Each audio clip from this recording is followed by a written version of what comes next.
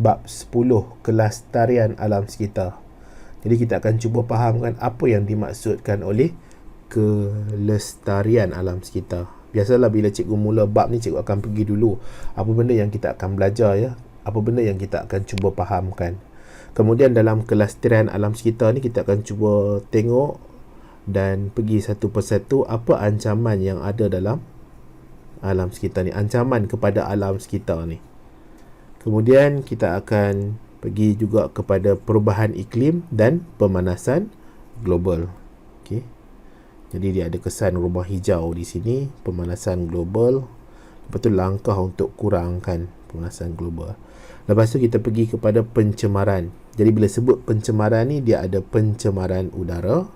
Maksud pencemaran lah, pencemaran udara, pencemaran air, pencemaran terma, pencemaran bunyi.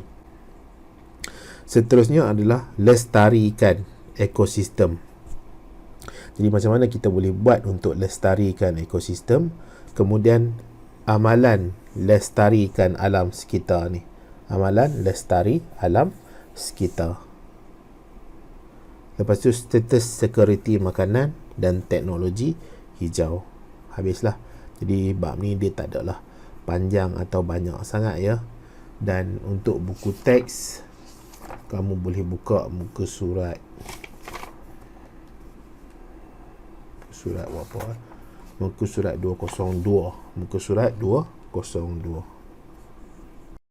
Kita pergi dulu kepada kelestarian alam sekitar. Kelestarian alam sekitar. Keadaan alam sekitar kekal sama tanpa kurang sumber semula jadi.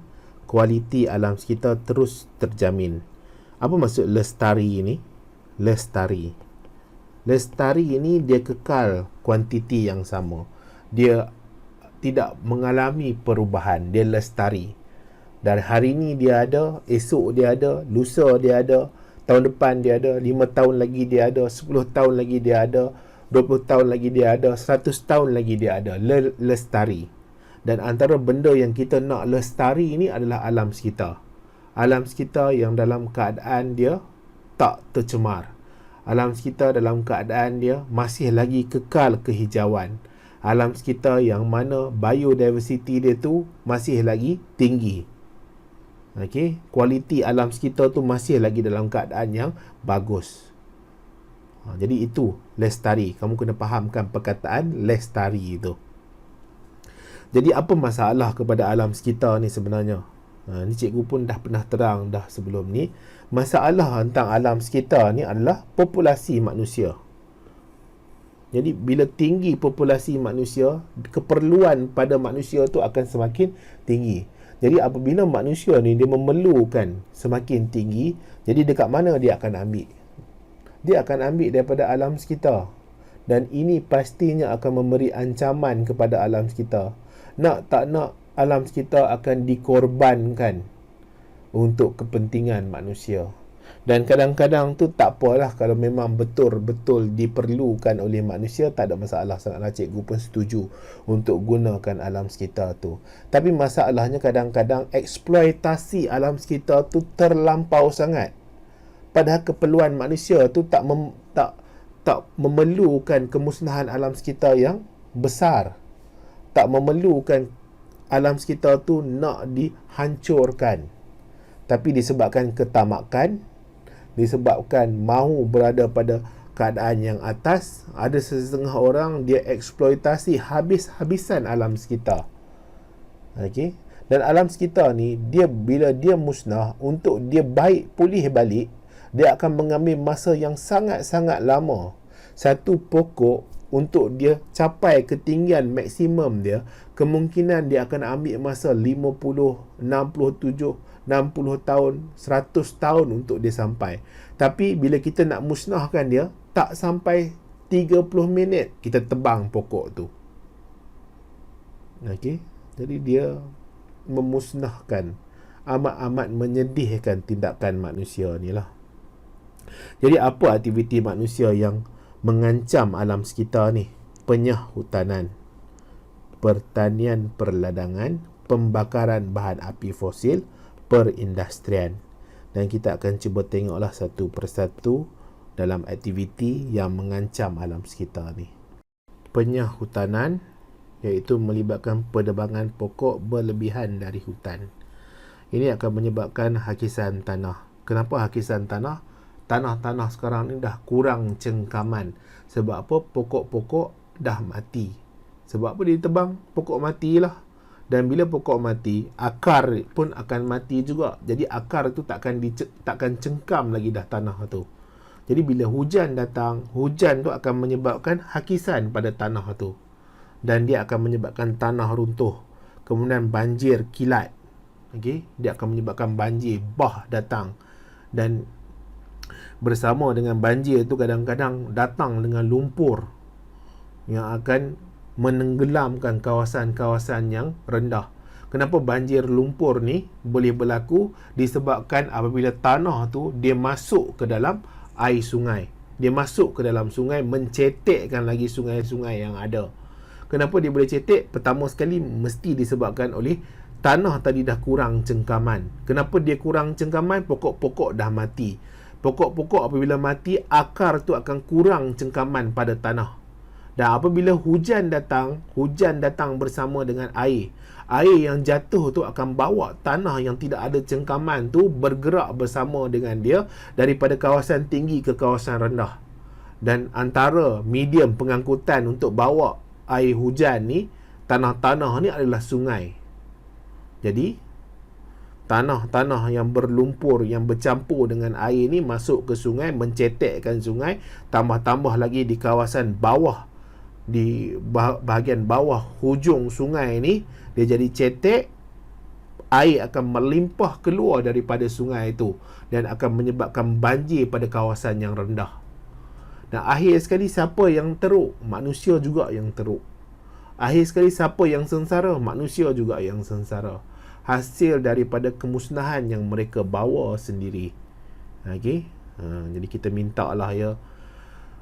Tak tahulah cikgu nak cakap nanti kena ban pula kan. Generasi sekarang, generasi yang seterusnya, cubalah elakkan untuk memusnahkan hutan. Kalau kita boleh cari sumber yang lain, kita cari, usahakan sumber yang lain, sumber pendapatan yang lain bagi negara.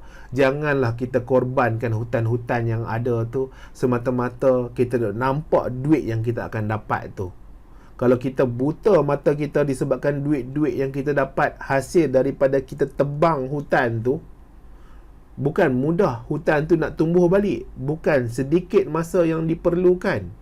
Orang yang tebang hutan tu, yang kaya disebabkan tebang hutan tu, dia mati hidup semula pun hutan tu tak tumbuh lagi.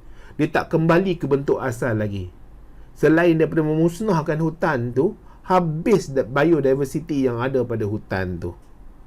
Ya, menyebabkan tanah runtuh, banjir kilat, pemanasan global. Semakin panas muka bumi inilah. Hutan bila dah tebang, okay, sumber tadahan hujan, bila ada pokok-pokok ni pastinya dia akan menyejukkan lagi bumi. Dia akan menyebabkan pemanasan global. Biokepelbagaian akan pupus. Dia akan ada kesan rumah hijau, kenaikan kepada suhu bumi lah yang ini, dan perubahan iklim. Kemudian ada juga yang melibatkan pertanian dan peladangan, pencemaran lah ya. Di penggunaan baja yang berlebihan pun boleh menyebabkan kerosakan kepada ekosistem yang ada. Contohnya ekosistem kolam atau ekosistem sungai dalam proses eutrofikasi. Nanti kita akan tengoklah proses eutrofikasi ini. Seterusnya kita ada perindustrian. Perindustrian ni dia boleh cemarkan semua perkara. Dia boleh cemarkan udara, dia boleh cemarkan tanah, dia boleh cemarkan air, dia boleh cemarkan haba, penghasilan haba. Dia macam-macam dari segi perindustrian ni, ya. Kemudian pembakaran bahan api fosil. Jadi daripada pembakaran bahan api fosil ni apa? Bahan api yang hasil daripada minyak, minyak petroleum tu. Bahan api fosil lah. Fosil tu datang daripada hidupan yang beratus juta tahun lepas yang dah mati, yang dah tukar jadi minyak tu. Jadi bila kita bakar dia akan keluarkan gas-gas. Contohnya gas karbon dioksida yang merupakan gas rumah hijau ni. Jadi dia akan menyebabkan kesan rumah hijau, pemanasan global dan pencemaran. Jadi cikgu harap kamu faham lah. Jadi tak susah sangat pun yang bahagian pencemaran ni. Okey, kita boleh secara mudahnya untuk faham. Seterusnya kita pergi kepada perubahan iklim, pemanasan global. Perubahan iklim melibatkan perubahan suhu bumi, taburan hujan, angin secara drastik. Tiba-tiba angin datang kuat. Dia kalau macam dekat overseas tu kan, dekat US ke, dia datang angin taufan ni. Bila dia datang angin taufan, dia bukan datang selalu. Kadang-kadang bila dia datang, dia bawa habis semua rumah-rumah yang ada, bangunan-bangunan yang ada, atap-atap yang ada. Sekali dia pusing dia bawa semua. Okey. Jadi lebih kurang macam itulah. Angin ni datang secara drastik. Kemudian kita ada kesan rumah hijau. Jadi kesan rumah hijau ni, prinsip rumah hijau, haba diperangkap dalam rumah hijau. Jadi haba tu dia terperangkap dalam rumah hijau. Kita ada rumah hijau. Rumah hijau ni dia bagus ya. Kenapa dia bagus? Terutama sekali dari segi pertanian, dia dapat kita kawal faktor-faktor yang boleh membantu dalam tumbuhan pokok. Jadi bila kita dapat kawal dia, contohnya kita dapat kawal cahaya. Jadi kita boleh letak cahaya 24 jam, tidak ada malam. Jadi pokok tu akan sentiasa fotosintesis untuk hasil lebih banyak hasil pertanian. Kemudian kita dapat kawal serangga-serangga yang ada. Jadi bila kita ada rumah hijau ni, kita tak bagilah serangga tu masuk. Sebab kita tutup secara keseluruhan dia. Jadi tidak ada serangga perosak. Jadi kita tak guna racun serangga. Kemudian kita dapat kawal suhu dia, kita dapat kawal air dia. Semua tu nanti boleh secara automatik kita kawal dekat handset kita saja.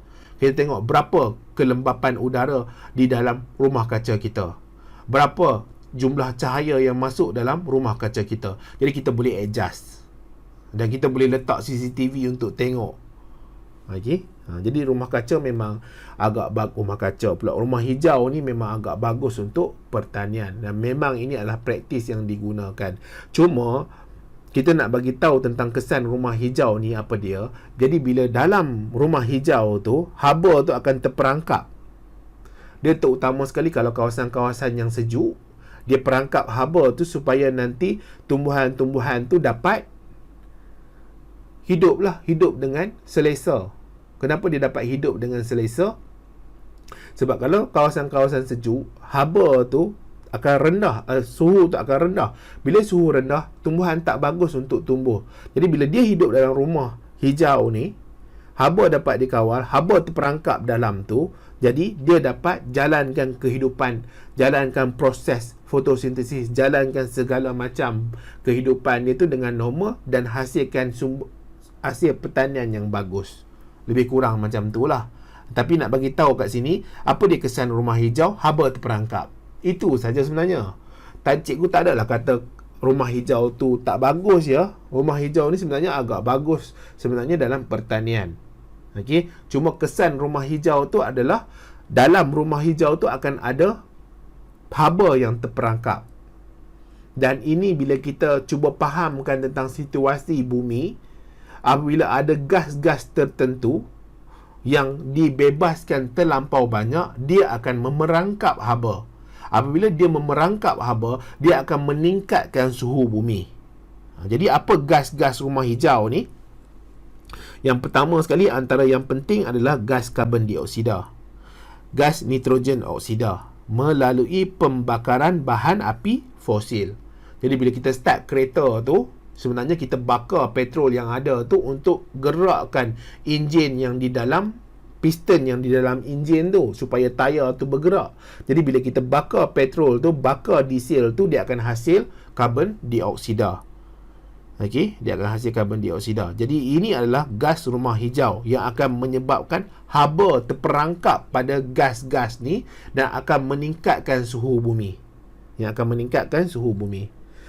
Dan gas karbon dioksida ni juga disebabkan oleh aktiviti penyahutanan. Jadi bila hutan tu dimusnahkan, hutan tu ditebang, hutan tu tidak ada lagi dah tumbuh-tumbuhan, karbon dioksida akan kekal duduk di environment, persekitaran. Dia takkan diambil oleh tumbuhan untuk proses fotosintesis. Jadi dia akan kekal duduk di antara satu lapisan ke lapisan bumi ini, dan bila matahari datang, haba masuk, dia akan perangkap haba tu. Dia tak akan pergi mana-mana. Dia akan menyebabkan kawasan tu akan bertambah panas. Lebih kurang macam tu lah. Kemudian kita ada gas metana. Jadi gas metana ni dia dihasilkan daripada aktiviti penternakan. Jadi manusia ni, kita ada dalam usus besar kita ada bakteria-bakteria. Bakteria ni bila dia cernakan najis tu, saki baki makanan tu, daripada proses pencernaan dia tu akan hasilkan gas metana sebenarnya. Jadi bila kamu kentut tu, dia ada gas metana pada gas kentut kamu tu. Jadi sebab tu ada setengah orang tu dia bubuh api waktu kentut tu, memang api tu dia menyala lagi besar. Sebab apa? Sebab adanya gas metana di situ. Kemudian ada bakteria-bakteria ni, dia akan cernakan pada sampah-sampah. Jadi sampah-sampah ni akan ada penghasilan gas metana. Sebab tu kalau ada jenis-jenis tempat pelupusan sampah yang agak bagus teknologi dia tutup sampah-sampah ni. Okey, kita ada sampah ni, sampah. Dia tutup sampah ni dengan plastik hitam. Ni yang cikgu nampak lah, dia tutup dengan plastik hitam. Kemudian dia ada buat saluran pergi ke tank. Okey, tangki, tank pula. Tangki. Sebab apa? Sampah-sampah ni dia akan ada tindak balas dengan mikroorganisme, dengan bakteria yang akan hasilkan gas metana. Jadi gas metana ni akan dialirkan masuk ke dalam tangki ni. Kemudian gas yang masuk ke dalam tangki ni boleh digunakan untuk pembakaran dan boleh menghasilkan tenaga elektrik. Dia dapat kitaran semula dekat situ. Jadi gas metana ni tak dibebaskan ke udara lah. Kita dapat guna gas metana tu dengan teknologi hijau yang ada, dengan teknologi yang ada. Tapi masalahnya bila tidak ada, sampah-sampah tu dibuang ikut sesuka hati, metana tu dilepaskan ke udara, dia ada keupayaan untuk memerangkap haba dan menyebabkan kesan rumah hijau, pemanasan kepada muka bumi. Ya. Kemudian kita ada nitrogen oksida, aktiviti pertanian, iaitu penggunaan baja nitrogen. Ini juga akan menyebabkan haba diperangkap, jadikan bumi semakin panas. Seterusnya adalah penggunaan aircon, yang mana asas gas dia adalah CFC, chlorofluorokarbon. Chlorofluorokarbon ni salah satu dia punya fungsi adalah dia menipiskan lapisan ozon disebabkan tindak balas klorin dan fluorin di situ, yang menyebabkan ozon tu semakin menipis dan cahaya yang masuk tu tanpa ditapis, dan ini juga akan menjadi bumi semakin panas. Okey.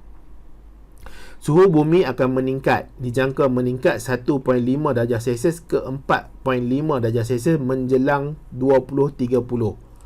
Kita naik 1 darjah Celsius dalam bilik pun kita rasa tak selesa kan. Okey, tambahlah kalau dia naik sampai 4.5 darjah Celsius. Kamu memanglah kamu rasa memang tak ada masalah. Cuba tempat yang memang betul-betul panas, 39 tempat dia. Panas 39 tu ya, 37 ke, naik satu lagi darjah Celsius pun dah 39. 1 darjah Celsius tu pun akan memberi kesan yang sangat-sangat besar kepada penduduk di tempat tu.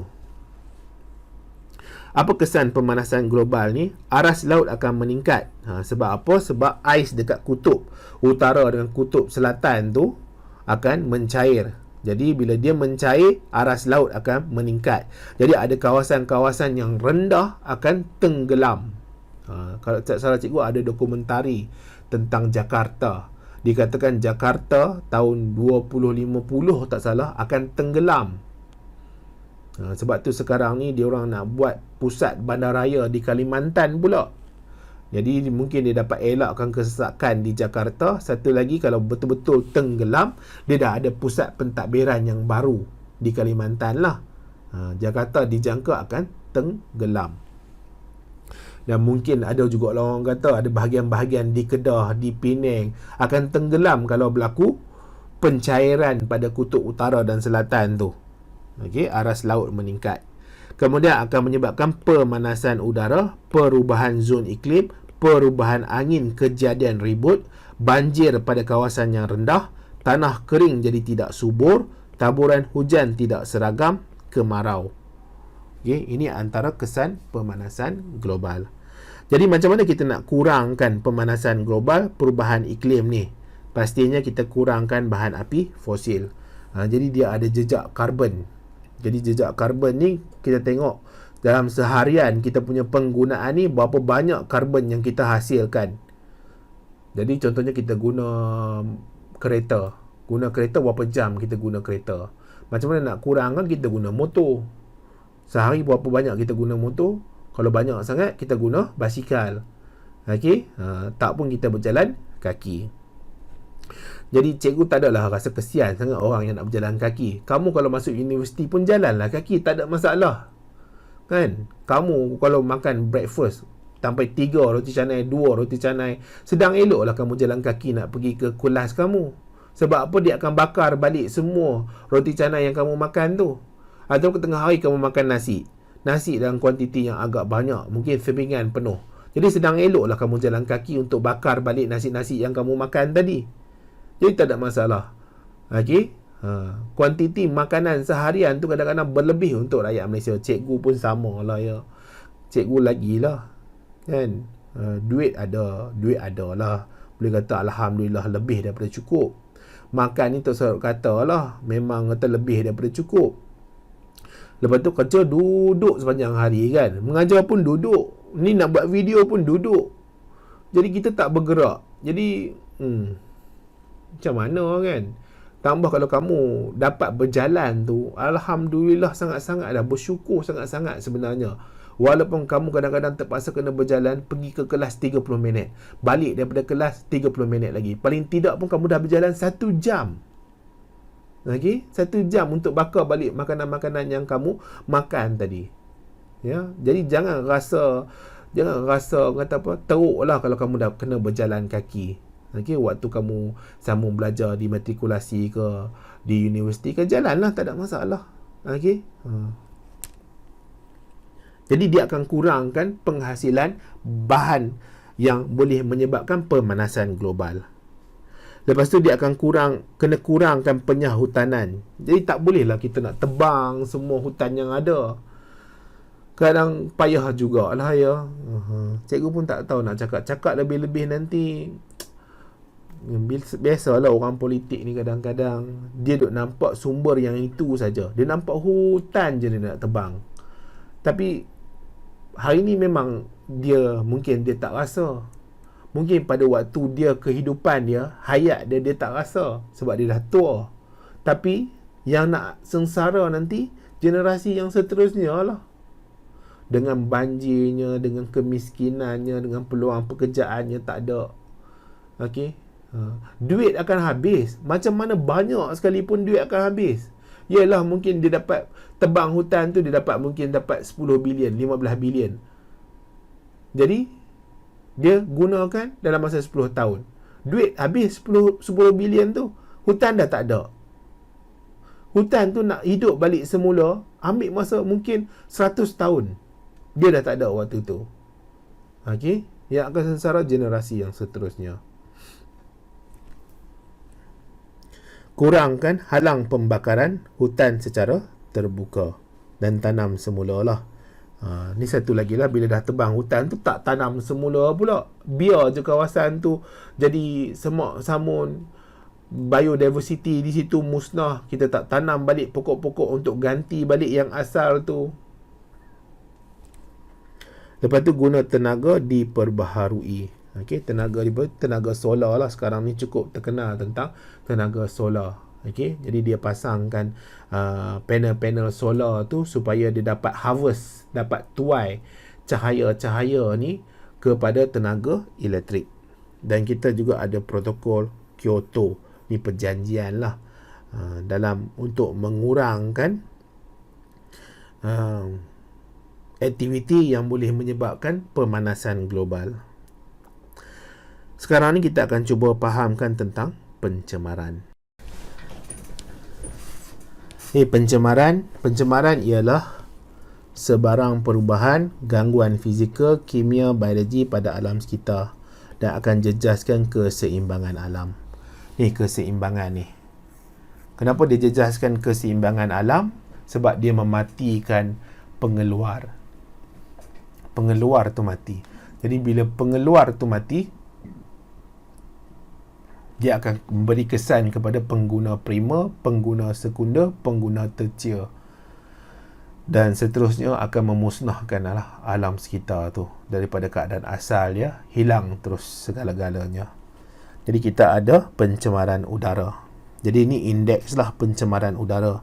Jadi kemungkinan ada waktu-waktu tertentu kamu boleh tengok lah tentang pencemaran udara ni. Jadi indeks ni kalau 50 ke bawah dia baik, dia tidak bahaya.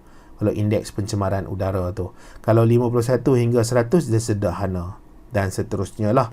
Kalau lebih 500 tu dia sangat-sangat serius. Jadi tak digalakkan untuk keluar sebab kemungkinan kamu nak berjalan pun kamu tak nampak apa yang di sekeliling tu. Kan kita pun punyalah tamak, punyalah rakus sampai akhirnya kita nak keluar daripada rumah, kita nak tengok 3 cm, 4 cm pun kita tak nampak. Takkanlah sampai macam tu kita nak musnahkan alam sekitar kan. Jadi kilang ni ada keupayaan untuk menghasilkan gas sulfur dioksida. Okey. Ini muka surat berapa ya? Pencemaran udara. Okey, gas sulfur dioksida ada dekat muka surat 208. Jadi sulfur dioksida ni boleh menyebabkan mata pedih, rosak paru-paru, hujan asid. Kemudian kilang juga dia menghasilkan nitrogen oksida. Boleh menyebabkan bronkitis, kanser pada organ respirasi, rosak tisu paru-paru, pedih mata, rendah daya tahan badan kanak-kanak. Ini kamu betul kali ya, kanak-kanak terhadap selesema. Kemudian hujan asid. Okey. Debu pula dia akan kotorkan bangunan, serang lelah pesakit asma. Jadi orang yang kena penyakit asma dia akan diserang lelah lah. Okay, diserang lelah. Dia akan susah untuk bernafas. Dia akan sumbatkan liang stoma. Kemudian kenderaan. Jadi kenderaan ni dia juga menghasilkan gas-gas yang boleh menyebabkan pencemaran udara.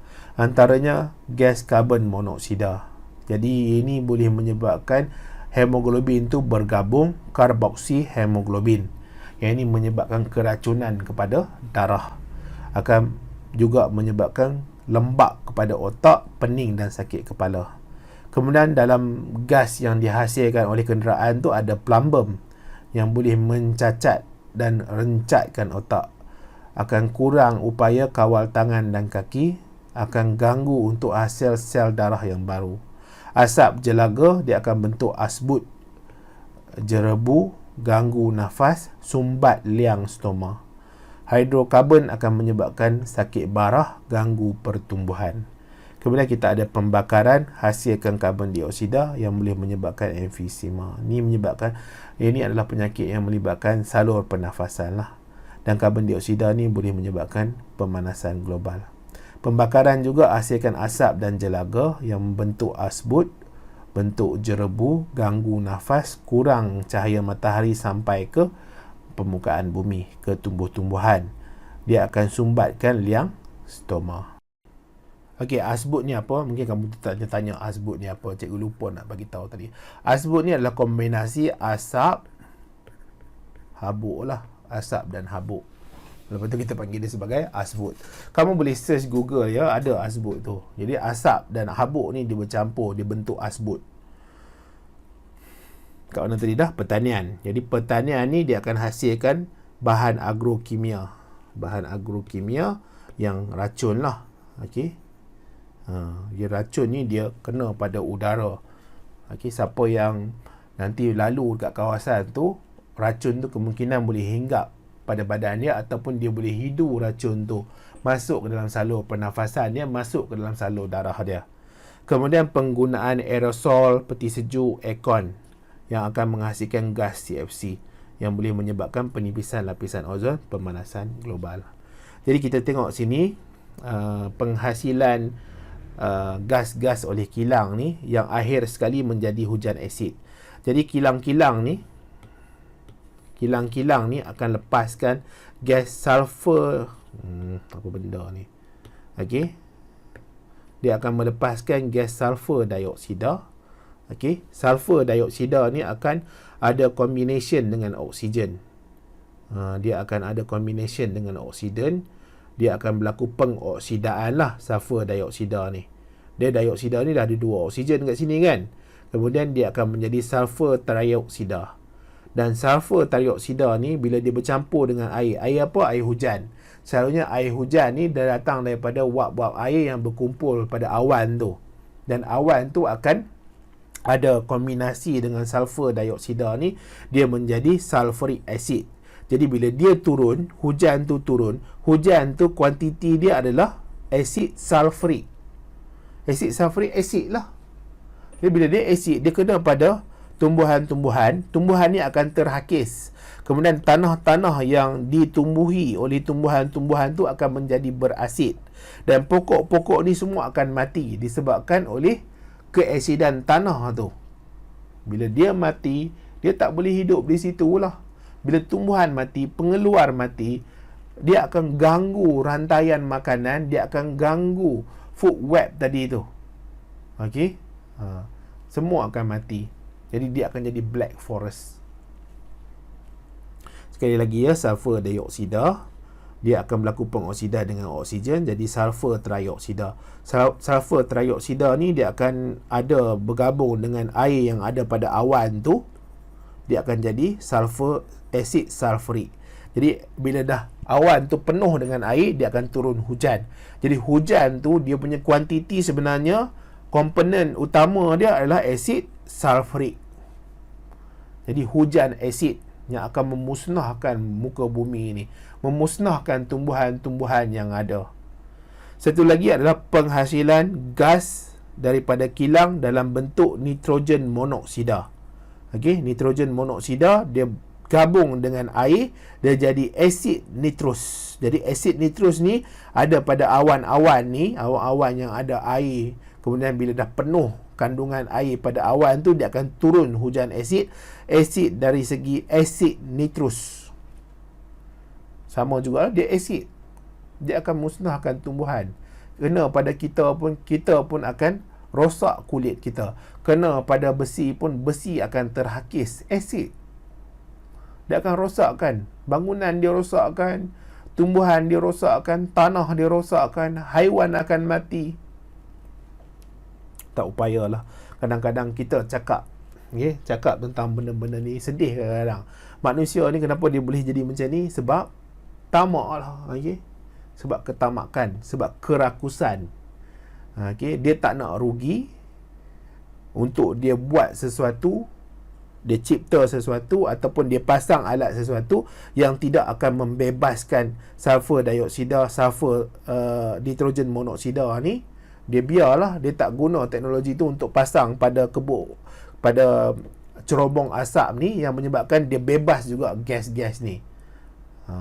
Jadi bila gas-gas ni terbebas juga, dia akan rosakkanlah apa yang ada di sekeliling kilang ni. Memang ada teknologi ya yang dia boleh tukarkan gas-gas ni daripada keadaan membahaya kepada kurang bahaya. Jadi kalau dia pasang, dia kena beli alat tu, dia kena pasang alat tu. Tapi kalau dia tak pasang, dia untunglah. Dia tak payah keluar modal. Itu je. Samalah juga orang. Kadang-kadang kilang dia hasilkan minyak-minyak tertentu yang dia perlu rawat. Tapi masalah dia tak nak rawat, dia buat apa? Dia buang kat sungai. Bila dia buang kat sungai, sungai tu tercemar. Jadi orang tak boleh, syarikat-syarikat air ni tak boleh nak ambil sungai tu. Sebab apa? Nak rawat sungai tu, dia kena ada satu teknologi yang baru pula, satu kaedah yang lain pula, yang memerlukan harga yang lebih mahal. Berpunca daripada manusia-manusia yang tak guna ni lah. Okey, yang dia hanya fikir kesenangan dia, keuntungan dia, tanpa dia fikir panjang kepada orang lain. Kita ada nitrogen dioksida yang dihasilkan oleh kilang yang akan bercampur dengan air yang akan jadi asid nitrik yang akan menyebabkan hujan asid. Ya, hujan asid. Kemudian ada air. Jadi pencemaran air oleh nitrat dan fosfat. Nitrat ni selalunya baja lah ya. Ini baja. Sisa pertanian, kumbahan. Ini akan menyebabkan eutrofikasi. Nanti cikgu akan cuba terangkanlah eutrofikasi ni macam mana. Air, selain daripada itu, racun perosak, racun rumpai. Ini sumber daripada ladang sisa pertanian. Kenapa dia boleh masuk dalam air? Kan bila dia sembuh, bila dia letak racun-racun, dia letak baja-baja ni pada tumbuhan, macam mana dia boleh masuk ke sungai? Melalui hujan. Bila hujan datang, hujan kena pada baja tu. Hujan kena pada tumbuhan tu. Tumbuhan tu ada racun. Jadi dia akan jatuh ke tanah. Hujan tu pula, air hujan tu akan mengalir masuk ke sungai. Jadi sekarang ni sungai dah tercemar dengan baja yang berlebihan. Sungai dah tercemar dengan racun-racun yang berlebihan. Okey? Sebab apa kadang-kadang petani ni, dia mungkin dia tak belajar ataupun dia malas dia nak fikir. Jadi sembuhlah, asalkan tidak ada serangga-serangga ni, kita dah kira bagus. Sembuh sebanyak mana boleh. Okey, tambah-tambah pula kalau racun tu murah. Kita beli harga dia RM10, kita boleh bancuh bergalen-galen. Jadi dia pakat bancuh lah, kemudian dia sembuh sehabis-habisnya, supaya nanti bila tumbuhan dia tu, sayur-sayuran dia tu, buah-buah dia tu memang betul-betul cantik, tidak ada langsung lubang, tidak ada langsung bekas-bekas gigitan daripada serangga-serangga ni. Okey, dia penggunaan racun yang berlebihan. Masalahnya penggunaan racun berlebihan ni sebenarnya, kalau kamu tak basuh betul-betul sayur-sayuran tu, kemungkinan kuantiti dia tinggi, dia berkumpul dalam badan, dia boleh menyebabkan keracunan pada manusia yang makan tu. Masalah pula lah. Sebab itulah kadang-kadang kena bertanggungjawab lah. Okay? Orang-orang yang terlibat ni, kalau dia tak bertanggungjawab, dia rasa tak peduli lah, lantak lah.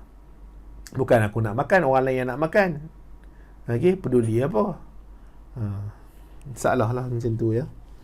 Sumber dia ladang sisa pertanian. Kesan dia akan bahaya kepada manusia daripada segi pemakanan. Cikgu cerita tadi kan, keracunan makanan. Dia boleh menyebabkan kanser, kerosakan organ, kecacatan kelahiran, kemandulan. Jadi hati-hatilah. Yang pertama, orang yang sembuh racun tu, dia akan terdedah dengan racun lah kalau tak betul-betul dia jalani proses yang betul untuk sembuh racun tu. Kemudian orang yang makan makanan yang telah diracun tu, kalau tak dicuci betul-betul, tak dibuang racun-racun yang ada pada tanaman, pada buah-buahan tu. Kemudian deterjen. Deterjen. Jadi deterjen ni sabun cuci baju lah. Okey, sabun cuci baju. Dia cuci baju, jadi air itu akan dibuang ke longkang. Sama lah kan. Jadi nak buat macam mana? Dah memang macam tu. Jadi bahan buangan domestik. Jadi dia akan tutup permukaan air, kurang oksigen terlarut. Yang ini kalau ada fosfat, dia akan menyebabkan eutrofikasi. Kemudian minyak grease. Minyak motor, kita pergi tukar minyak motor, dia suka hati je dibuang dalam sungai ataupun dalam longkang. Jadi ini juga akan mencemarkan lah permukaan. Sebab apa? Minyak dan grease ni bila dia masuk ataupun dia jatuh ke dalam air, dia akan tutup permukaan. Jadi bila dia tutup permukaan, oksigen tak boleh nak larut masuk ke dalam air itu. Okey, oksigen tak boleh nak larut masuk ke air itu. Jadi dia akan mencemarkan air itu, dan haiwan-haiwan yang duduk di kawasan air itu, di kawasan laut tu, akan sangat-sangat terseksa lah. Sebagai contoh, tumpahan minyak. Okey. Jadi tumpahan minyak ni adalah sesuatu yang memang berlaku ya. Terutama sekali kalau dia melibatkan pelantar-pelantar minyak. Dia ada kes dekat Amerika Syarikat, tak salah cikgu, pelantar minyak ni dia pecah. Bila dia pecah, minyak tu menyembur-nyembur keluar dan menyebabkan kawasan laut tu seolah-olah tumpahan minyak yang sangat dahsyat. Dan dia memberi kesan kepada ekosistem laut di kawasan situ. Dengan ikannya, dengan burungnya, okey, dengan kerangnya yang ada dekat situ. Semua terdedah dengan risiko daripada tumpahan minyak tu. Bayangkanlah kalau burung dia terjatuh ataupun dia kena pada minyak tu, terus dia tak boleh nak terbang. Terus tak boleh nak terbang lah. Dia seolah-olah dia terperangkap oleh minyak tadi. Ya. Kemudian bahan buangan industri. Jadi minyak ni pun ada juga bahan buangan industri. Kesannya kurang oksigen, cahaya dalam air. Cahaya kenapa penting kena masuk dalam air? Supaya tumbuhan-tumbuhan akuatik itu dapat hidup. Organisma akuatik akan mati, burung akan mati. Seterusnya sampah. Sampah sumber buangan domestik, industri. Sampah ni pun sama lah kan. Ada baru ni viral, makcik tu buang saka dekat sungai kan. Okay? Jadi sampah buangan domestik lah tu. Kesannya kurang cahaya. Kemudian logam berat. Dia ada kuprum, merkuri, arsenik, plumbum. Sumbernya daripada industri, lombong, kilang proses cat, logam dakwat, makanan. Ini ada indeks kualiti air lah. Jadi kalau indeks dia 92.7 ke 100 sangat bersih. Bawah daripada 30.9 ni dia sangat tercemar. Ini ada kelas dia. Kelas 1, kelas 2, kelas 3, kelas 4, kelas 5. Kesan dia boleh menyebabkan buta. Merkuri ni bahaya ya. Merkuri ni ada pada termometer. Jadi kalau masuk ke dalam badan, berkumpul dalam badan, dia boleh menyebabkan buta, sakit saraf, lumpuh, kematian. Plumbum boleh menyebabkan perkembangan terbantut. Kemudian kita ada bahan kimia sisa radioaktif. Sumber dia daripada stesen tenaga nuklear, makmal penyelidikan.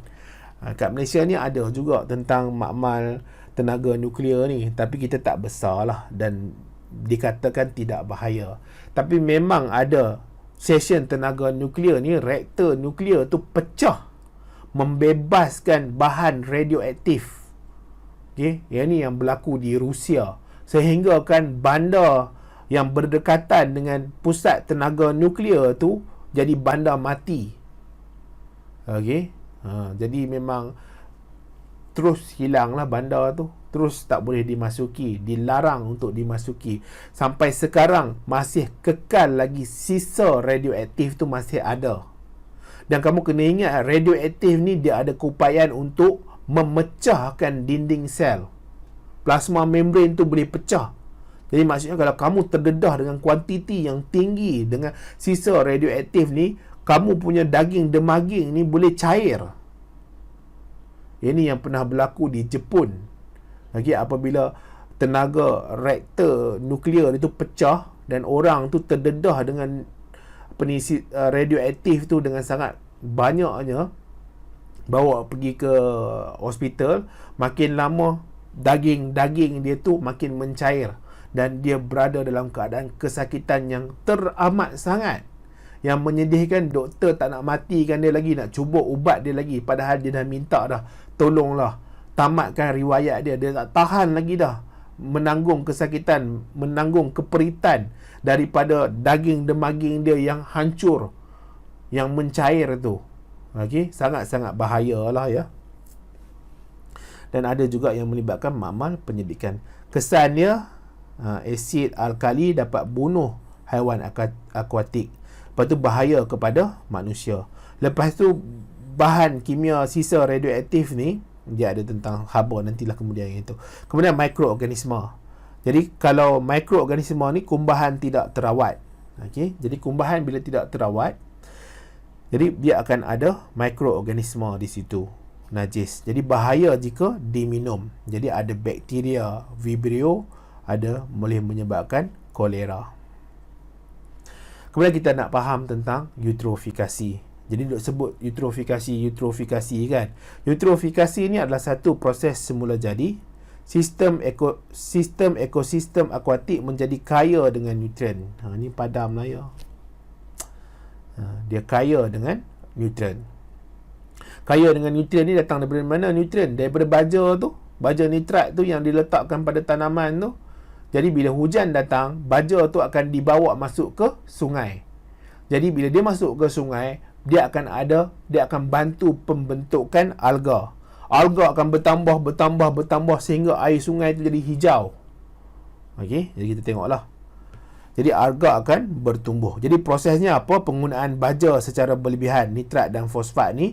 Kemudian bila hujan datang, hujan tu akan bawa baja ni masuk ke dalam sungai.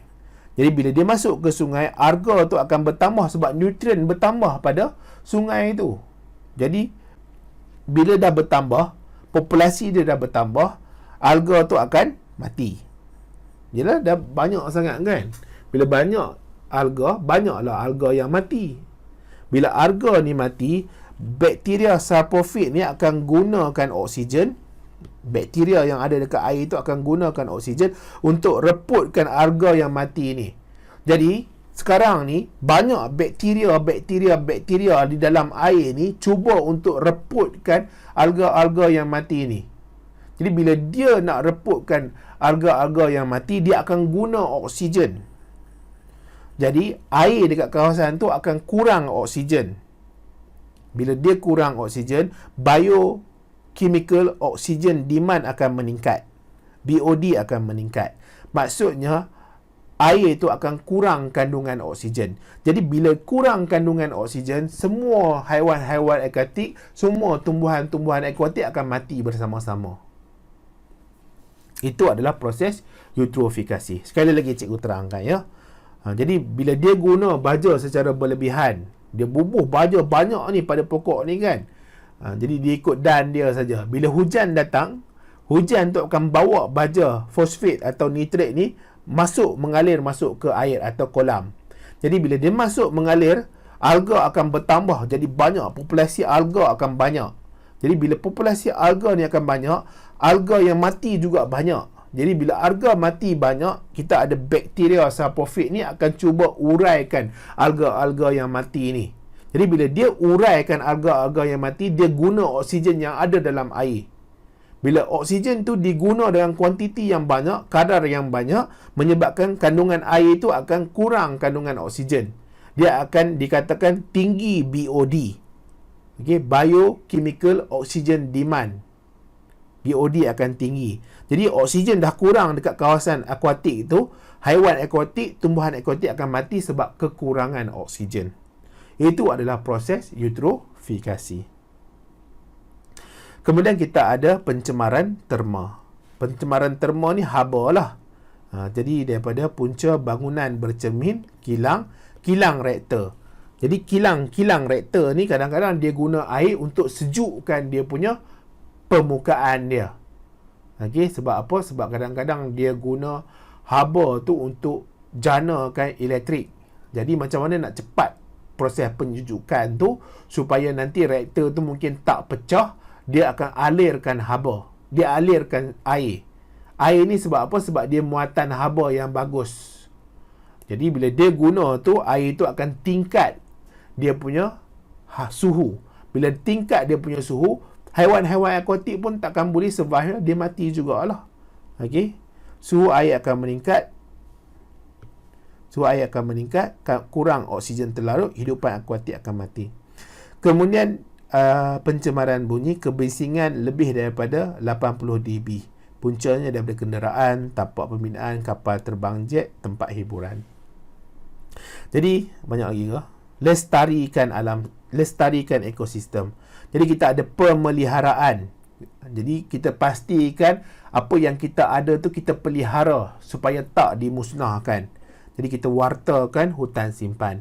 Pemuliharaan. Okey, pemuliharaan, kita ada lagi haiwan tu, cuma dia sikit, kita cuba banyakkan dia lagi. Sama ada in situ atau ex situ. Cikgu dah terang ya, in situ dengan ex situ ni, kita pulihkan keadaan dia daripada keadaan dia terancam tu, jadi banyakkan dia lagi. Sama ada kita buat pusat konservasi ataupun kita bubuh enhancement, kita encourage tempat tinggal dia tu lebih bagus untuk dia. Mungkin kalau tempat tu kurang tanaman-tanaman buah-buah kepada dia, kita tanam pokok buah-buah dekat situ. Okey, ataupun kita ada pusat konservasi yang mana kita ternak dia banyak-banyak, kemudian kita lepas dia ke kawasan liar ataupun hutan liar. Jadi dia mungkin akan bertambah dia punya populasi. Kemudian pemulihan, tanam semula. Jadi kawasan yang kita dah ceroboh tu, kita dah musnah tu, mungkin ada pembalakan di situ, kita tanam semula lah. Kita pulihkan semula habitat-habitat yang telah dimusnahkan tu. Itu adalah antara cara macam mana kita nak lestarikan ekosistem. Kita nak kekalkan alam sekitar ni dari generasi kita, generasi anak kita, generasi cucu kita, cicit kita. Apa yang kita nampak sekarang ni mungkin dapat ditambah baik atau kekalkan ke seterusnya. Kemudian amalan lestari alam sekitar, pengangkutan mesra alam. Kemudian ada 5R di sini. Sebelum ni kita ada 3R saja kan. 5R, rating. Jadi sebelum kita nak beli sesuatu, contoh kita nak beli peti sejuk, kita fikir dululah, peti sejuk ni guna CFC. Jadi kita bayarlah mahal sikit, tak apa. Okay, mahal pun tak adalah mahal banyak sangat. Green teknologi sekarang kan. Jadi dia tak guna dah teknologi yang CFC tu, chlorofluorocarbon tu. Tapi masih lagi dapat sejukkan. Ataupun kita guna yang teknologi inverter tu, yang mana mungkin kita beli mahal sikit tapi dia jimat elektrik. Okey. Kemudian kita repair. Yang mana kita boleh repair lah. Okey, tapi kadang-kadang itulah repair ni lagi mahal daripada beli baru. Okey, tak upayalah. Kemudian reuse, guna semula. Okey, kita guna semula. Kita reduce, kurangkan, kita recycle. Lepas tu kita guna tenaga alternatif. Sekarang ni pun mana-mana yang siapa-siapa ada duit, dia boleh tukar, tak nak guna elektrik yang daripada TMB tu, dia letak solar atas bumbung. Okey, tak salah cikgu, kalau rumah biasa ni kita boleh letak harga yang 10,000 tu, dia boleh supply dah rumah kita dengan elektrik. Cukup dah sebenarnya. Tambah-tambah dekat negara kita ni kan, matahari, sumber matahari tu sepanjang tahun dengan kuantiti masa jam yang cukup-cukup banyak lah. Jadi tak rugilah nak guna tenaga solar. Kemudian kita cuba jimatkan penggunaan tenaga dan air. Okey, tapi janganlah jimat sangat. Cikgu pun tak ada lah orang kata apa jimat, sebetul-betul jimat. Kita rasa kita nak guna, kita guna. Tapi bila kita tak guna, kita tutup lah. Jangan kita biar buka 24 jam. Okey, sayang, bazir. Walaupun kamu mungkin datang daripada keluarga yang kaya raya, mak ayah kamu duit berjuta-juta, tapi kalau tak guna elektrik tu, kita tutup lah kan. Apa salahnya kita tak membazir? Lepas tu kita ada pengurusan sisa domestik dan toksik, kawalan biologi. Ni selalunya kilang kena ada pengurusan sisa domestik dengan toksik. Pengurusan sisa domestik ni sisa daripada rumah lah. Jadi kita nak buang pun sesuatu tu, kita buang dalam tong sampah satu lah. Tapi kalau Jepun ni dia lagi hebat teknologi dia. Dia punya pembahagian dia tu kena betul-betul bahagi sampah ni jenis apa, nak kena letak dalam plastik apa. Dia ada sampai 7 pembahagian kot. Ada plastik pula, ada plastik yang boleh recycle, ada plastik yang tak boleh recycle. Dia macam-macam jenis lah, cikgu pun tak tahu. Okey.